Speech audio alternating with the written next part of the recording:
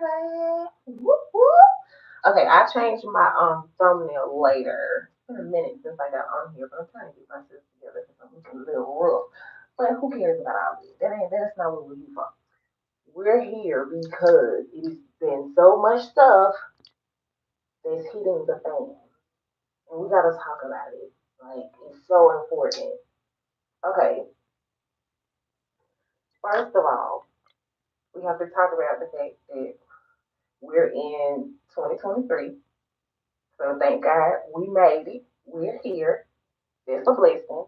But the next thing that we have to talk about is the fact that we're not in 2023 one day and find out that Gangsta Boo dead. Gangsta Boo, real name was Lola. She was 43 years old. Found dead in her home. They don't know the reason, the cause of her death. And I'm just like, what is going on with all these celebrity deaths? What is going on with all of this juice that's being coming out? Like, it's a lot of stuff coming out. Like, I hate the fact that I love Gangsta Boo. Like, what is going on? I'm like, what? I said, I don't want to see anything, no kind of compilation, no kind of 3 6 Mafia compilation album or special album or anything like that because then I'm gonna feel like it was a setup. But we gotta wait until they say what was the cause of death. But this is a 43-year-old woman that was just on Versus, that was just doing interviews and telling her story, appeared to be in good health, but you never know. Realistically, you never know like what people are going through or whatever. But I'm ready to find out what happened to her because this is a shock.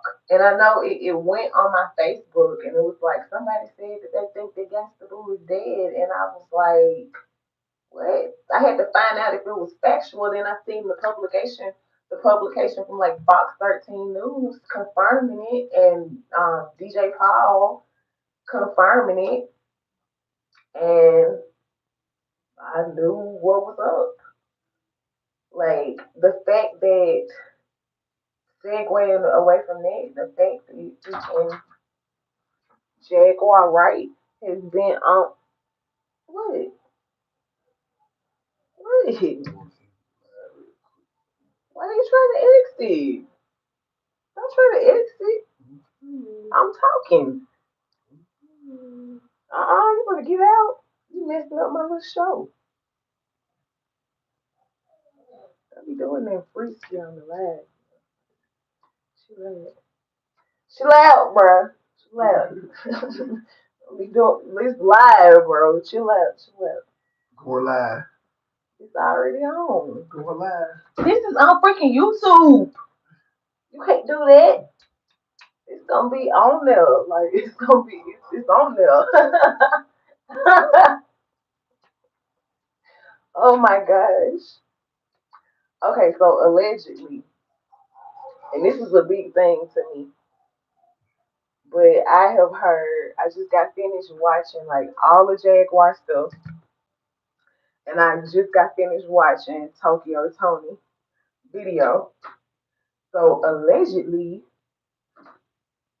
Jay Z was the cause of Pimp C's death. Like, oh my gosh, are you serious? Like, allegedly, Beyonce, Pimp C had a sex tape of her, and Jay Z caught wind of it and had to X him out. So that is going viral. Like, what's going on? Because Jaguar is telling it, baby.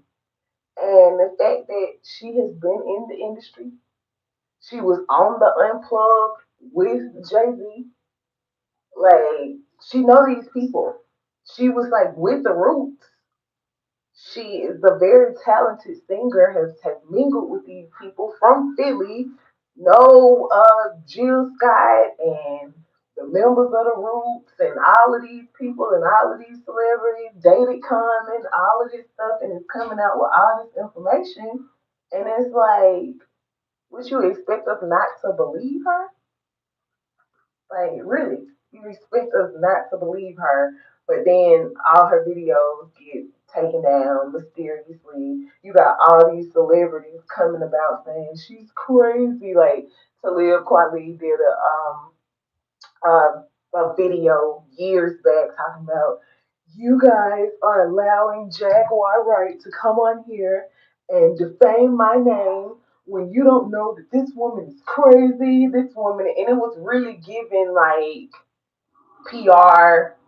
I gotta take control of this situation. It was giving it because the truth is stranger than fiction. It's just, it is what it is. The truth is stranger than fiction. The fact that you have a situation where rest in peace Takeoff, who was also the brains of the Migos, obviously. So you got a situation where this group, these two men went down and was hanging with or was supposed to be protected by this big ass group or these big ass protectors and Jay Prince and them mob ties. They supposed to be protecting them. And this man gets killed. But not only does he get killed, it's caught on video. TMZ gets the video. Like everybody in the world sees the video and actually sees the fact that Quavo sees this and the fact that there's no killer. Like it's weird. It's scary to talk about. I'm not gonna lie because it's weird. And it's like I know people aren't saying anything, but they're thinking it. Like, bro, we all seen the footage, so what's the hold up? Like what's going on?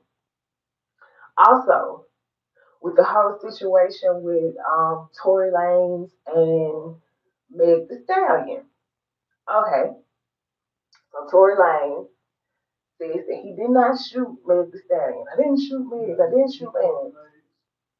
Meg the Stallion is adamant on he did shoot her. But then you have the fact that she lied. Okay, she lied. She didn't want to say that she slept with him. Okay, because the friend was sleeping with him, so she didn't want to say that. I'll give her that. But then you have the friend that recanted her whole story. Then you have the whole picture that was painted was false because really allegedly Meg wasn't liking Kylie. She was jealous that Kylie and Tory Lanez were talking to each other. So this was a whole scuffle between all of them. Also, the eyewitness said he seen all of them fighting. Also, the eyewitness said that he seen the girl shooting. Also, it is DNA evidence that was inconclusive.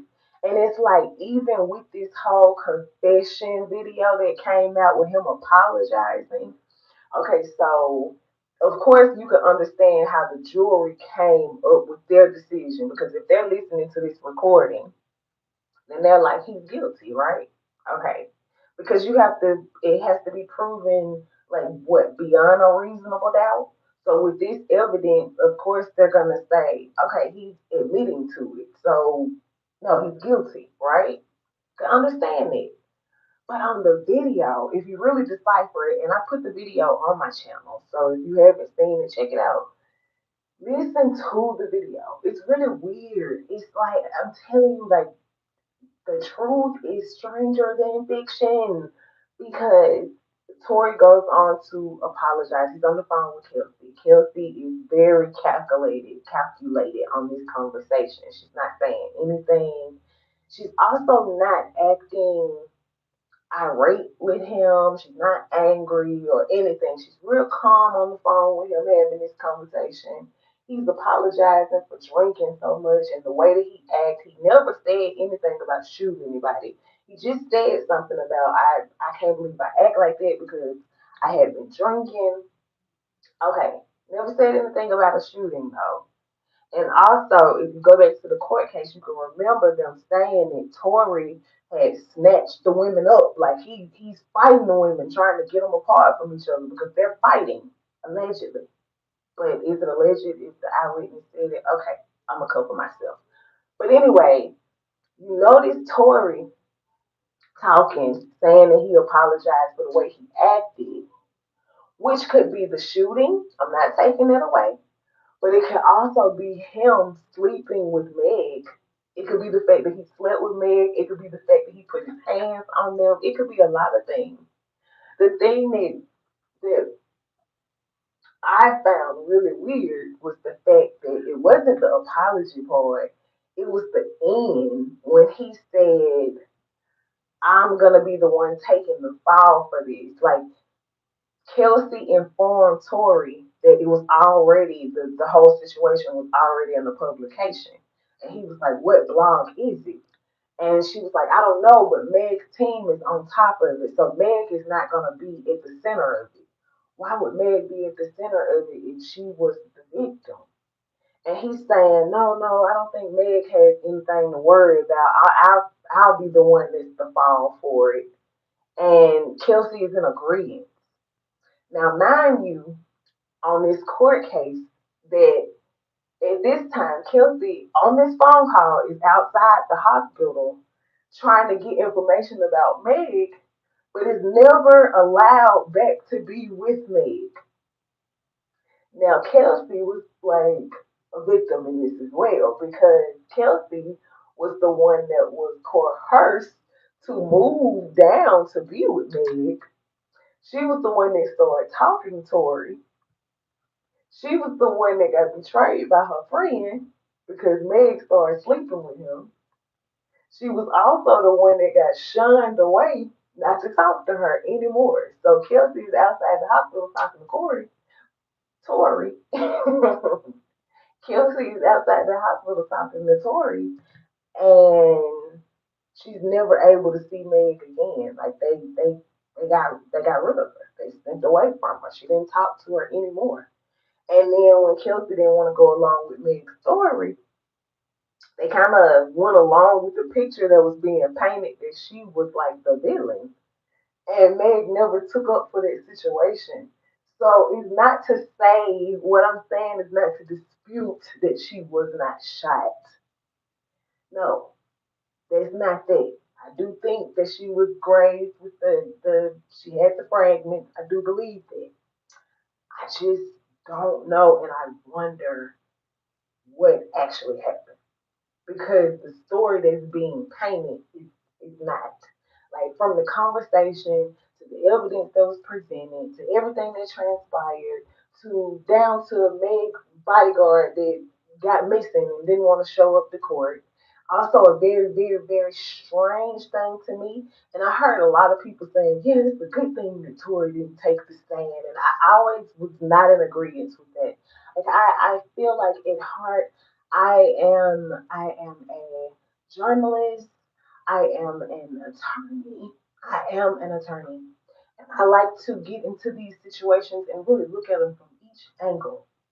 And for me, if I'm trying to defend my client, and my client is saying that he didn't shoot anybody, but my client also slept with two friends, I want him to tell what happened. I want him to tell if you didn't do it, who did it? Like, I mean, my thing has always been that it was Kelsey that did it. Now, I could be wrong, I could be right, I wasn't there. But that was out from just all the evidence and everything that happened. That was my thing, especially for them to get rid of Kelsey after the situation as well. I just felt like she was the one that did it. That's how I felt. But that just all goes to show that another thing that's being painted is that this is all a part of Rock Nation. They have something to do with it. Another thing that was said from an insider allegedly was the fact that Jay Z had something to do with the whole Migos situation. Now I don't know. I don't know these people. But I'm just gathering the information and putting everything together and just looking at in each little instant who is at the center of it. And then you just have to start using your common sense and realizing that, okay, there's a lot of stuff going on. Like, are we just going to skip past the point and chuck it off to the fact that he's so crazy that Kanye, yay, got on a publication, on a video, and said that his mom was sacrificed. Who else? He brought Michael Jordan into it. His dad was sacrificed. Who was Dr. Dre? His son was sacrificed. Like, what is he just pulling that out of his ass? This is somebody that has worked with all those people, know all those people, and is speaking on something like people are trying to shun him, make him out to be like he's so crazy. But he was just a rap genius. Like he was just the person that really set off the Blueprint album. Like he he's crazy now because he's saying things that people don't want to hear. Like it's amazing to me how everything is unfolding right in front of our eyes, and it's amazing how many people are still believing like the machine that's trying to cover up information. And I'm like, it's right there in your face. Like you don't know every little piece of it. And I'm not gonna drive myself crazy trying to learn it. But I am gonna take heed to what I listen to, what I put in my psyche, what I put in my house, because if these people are really doing these things and they're evil, why am I treating them like gods? Why am I listening to them and hanging on their every word? And why? Like, is it you? No point in doing it. Like, there's no point in treating these people like they're just, oh my God, they did it, they wear it, they do it. Like, no, technology is bringing upon a lot of revelation. It's literally like we're in revelation and we're seeing things come about. Even with the situation with Little Romeo and Master P.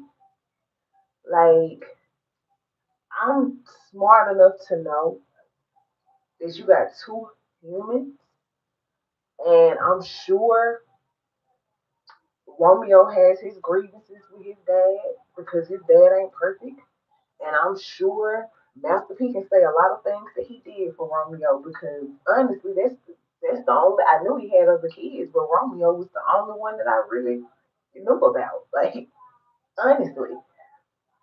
So, and I also remember Romeo having a little mini mansion when Master P had a big mansion. So he had the big mansion and Romeo had the little mansion. So I know he done did something for him. I'm well aware that you can still have grievances and people still have flaws. But for the life of me, I just can't understand. Rest in peace to my father.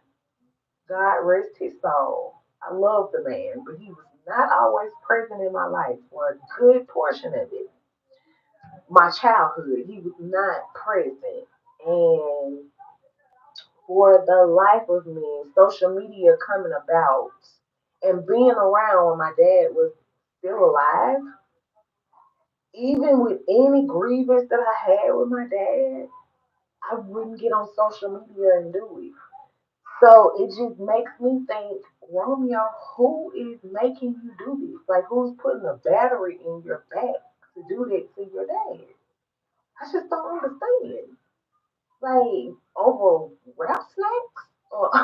And then Master P did a whole interview with Nino Brown on YouTube talking about the fact that Romeo didn't make 50 million or however much he said. Romeo made like at most 10,000 an episode on Nickelodeon, and he only worked on there for about I don't know a few seasons and maxed out at probably like a little over 500,000, and then from that 500,000 you gotta pay taxes, so half of it's gone. So where's all this money that he's talking about? And as far as with the rap snack thing, like I can attest to and understand to what he's saying about the fact that it was so much competition that when he first came out with rap snacks, they didn't even make any money. It took years for them to start seeing some actual money when your freaking competition is Pringles and Lay's potato chips. Like, well, come on now. Like, why? It's weird. It's just like you're seeing this world unfold in a way where it's biblical. And it's almost to the point where it's freaky and you're trying to grasp for sanity. It's really hard. And I noticed that it's really hard for a lot of people. I see on my Facebook feeds, I see on a lot of things, people trying to share like positive memes and speak life into themselves and just keep on going. But I can see the pain behind those posts. Like I really can. I can decipher the pain behind the posts of the people, and I can decipher who is okay. They might be a little depressed because I am. Like I feel it, so I know other people feel it, and it's the way of the world. It's like the age of span, boom, boom, boom, boom, boom, and you can't catch a grip on it. So you lose one person, and then it's like another person. Like these celebrity people that we know that come to be in our family. Like we look at these people, we revere them, but they're also like ingrained in our psyche because we see them so much. Even with the whole Will Smith situation, just seeing the breakdown of him and him looking like a weaker man, it kind of it changes the brain. It just changes the way you see him because you're so used to seeing this man in black Independence Day Will Smith, and to see him be like emasculated by his woman, it's weird. But the kicker is allegedly the reason why it was way more than a cheesy um joke that Chris Rock told, because that joke wasn't even that funny. Like it was like a filler joke. It was not even slap worthy. It wasn't funny. It was just like a little haha, like that could have been like a little laugh track type of joke. Like it wasn't funny. It was just like a little filler joke. Allegedly, though, it was more to the situation, more to the relationship with Jada and Chris. And so this is like Will snapping. But then when you look at something, because I don't know how true that is, like I wasn't in the room with those people. But when you look at stuff, you notice that a lot of these celebrities, seeing when they're not with a woman that they weren't with before the fame, and not with a grounded woman, it seems like this there the woman is the handler. Like that's who keeps you in line. It really does seem like it. That's when they seem to start changing.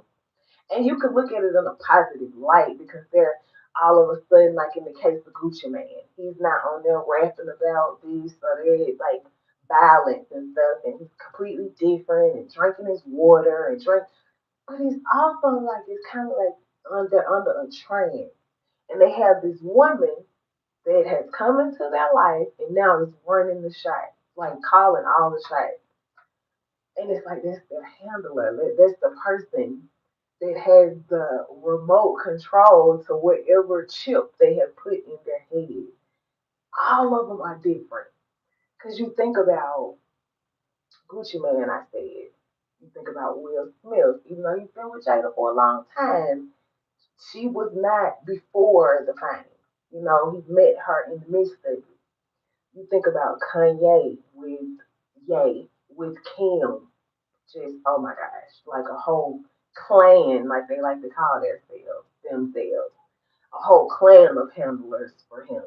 You think about Gabrielle Union with D Wade, like this whole trying to call Boosie gay because he got something to say about y'all just completely it just was just like making a mockery out of this child, like to become this power couple status. Like Boosie was absolutely right when he said we are not looking at y'all like y'all are the power couple or something. We look at y'all like y'all a little weird. Y'all like D Wade act different. Like we look at it like Gabby, what you did to this man because he didn't used to act like that. We look at it like what does Zion's mom have to say about this? This is a very big like this is not anti-trans. This is like anti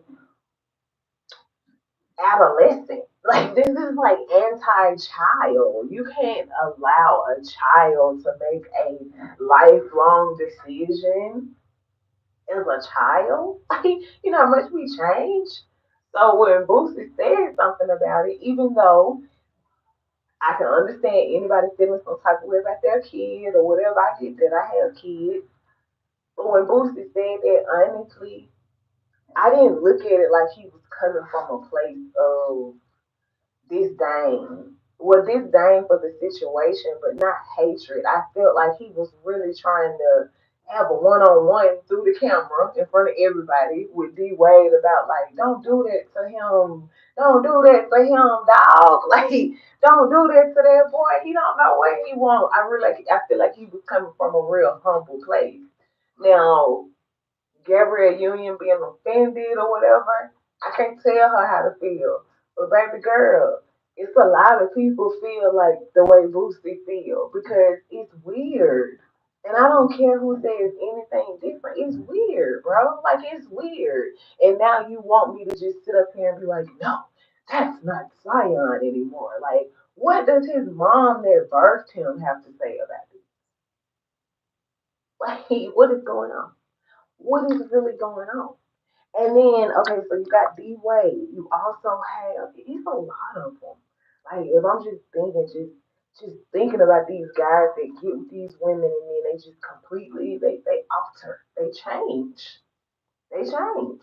I mean, to be honest, I don't know, but it could be the same situation with Steve Harvey and Marjorie. She could be one of them handler type of people because he changed too. Then she got the daughter in the position to do it. So I guess I don't know. I guess she didn't want to be the handler for Michael B. Jordan. I don't know how that went on. But now it's a situation where they saying that she's dating. They've seen her spotted out with dancing from Snowball. But to me, and I don't want to say this because I know people get offended by this because it's like, well, how does that look? What I'm about to say. But this is just my honest opinion. Just from watching dancing, and I hope I'm saying his name right. He's so handsome. He's so talented. I'll preface this very ignorant thing that I'm about to say with the fact that he is so talented and handsome, and I love watching him in Snowfall, and I can't wait for it to come back in February because I will be tuned in. I'll be glued to the TV. But just looking at dancing, looking at his videos, looking at his mannerisms, he doesn't give me straight, man. So much so. Hello, you gonna watch a movie? Okay. Well, I'll wrap this up because I've been on here for a while. Bye, you guys. See you guys later. You messing up that video. So long.